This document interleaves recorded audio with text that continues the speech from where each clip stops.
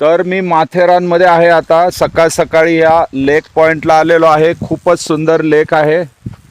इथं प्रचंड धुकं पडलेलं आहे, पाऊस पण येतोय, पण खरोखर खूपच सुंदर असं हे ठिकाण आहे. सुंदर असा स्पॉट आहे आणि सकाळ सकाळी मी इकडे पाहायला आलोय.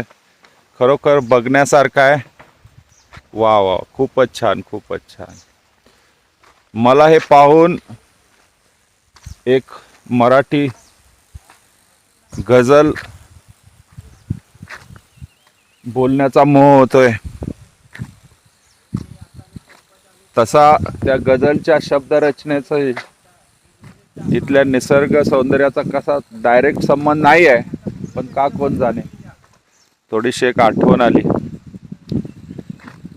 वाचलेली ऐकलेली मानसे गेली कुठे, पुस्तकातून पाहिलेली मानसे गेली कुठे. रोज अत्याचार होतो, रोज अत्याचार होतो, आरशावरती आता आरशाला भावलेली मानसे गेली कुठे. अंदाज आरशाचा वाटे खरा असावा, अंदाज आरशाचा वाटे खरा असावा. बहुतेक माणसाचा, बहुतेक माणसाचा हा चेहरा असावा, अंदाज आरशाचा वाटे खरा असावा, अंदाज. वा वा, पाऊस येतोय, खूपच छान वाटतंय. वा वा वा, क्या बात है, बहुत बढ़िया.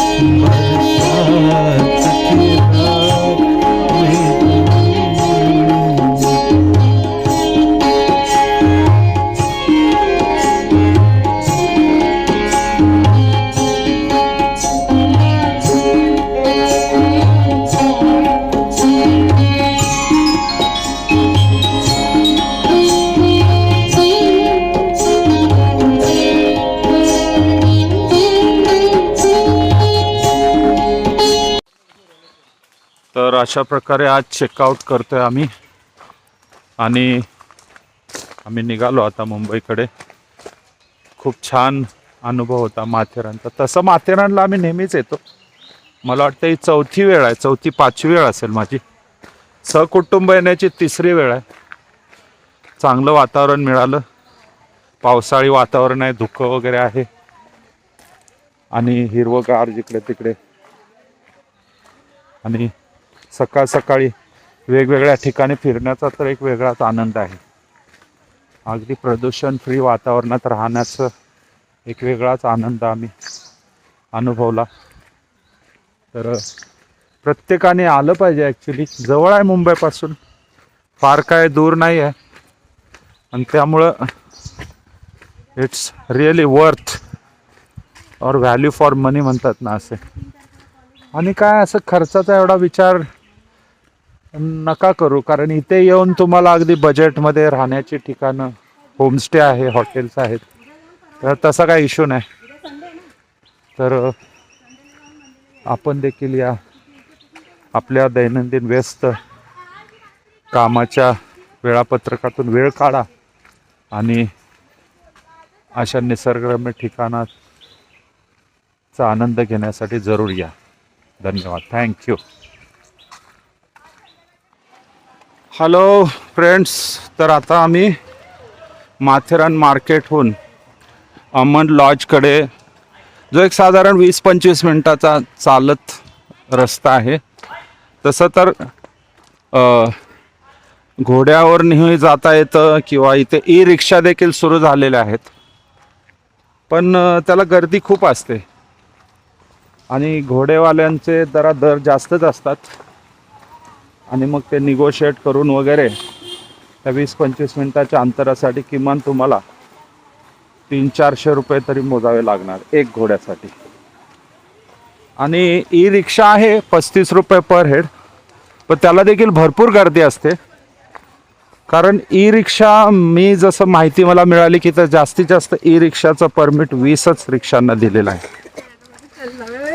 त्यातल्या पण मग त्या 5-7 रिक्षा नेहमी बंदच असतात, कारण त्याला रिचार्ज वगैरे करायचं असतं आणि त्यामुळं थांबावं लागतं. त्यापेक्षा हे चालत हळूहळू जाणं हे कधी एन्जॉयबल आहे, अगदी सुंदर असा वातावरणामध्ये. तर शक्यतो मुंबईकरांना जास्त चालायला वगैरे काही लोकांना नाही आवडत, पण थांबत थांबत जर गेलं तर जिथं 20 मिनिटाऐवजी अर्ध्या तासात पोहोचेल. तर हा एक चांगला अनुभव घेता येऊ शकतो. हे बघा, मी माझी पत्नी आम्ही चालत चाललेलो आहे. उषा जरा बघ इकडे, हां हाय कर, हां. आणि माझ्या मुली देखील पुढे आहेत, त्या चालतायत. असं एरवी फारशा चालत नाहीत, पण आता त्या चालतायत. या वातावरणाचा त्यांना एवढं मोटिवेशन आहे की त्या स्वतःच बोलल्या आम्हाला चालतच यायचं आहे. That's really good. ओके, तर अशा पद्धतीनं Matheran it's a good place. एक दिवसासाठी ओव्हरनाईट जरी आलं तरी ते भरपूर म्हणजे मजा आहे फिरण्याची. प्रत्येकाने जरूर येण्याचा प्रयत्न करावा. थँक्यू. तर आम्ही मार्केटपासून जे चालायला सुरुवात केली, आम्हाला साधारण एक हळूहळू चालत बसत उठत आम्हाला एक अर्ध्या तास एवढा वेळ लागला, आणि आम्ही अर्ध्या तासामध्ये अमन लॉज या ठिकाणी पोहोचलो.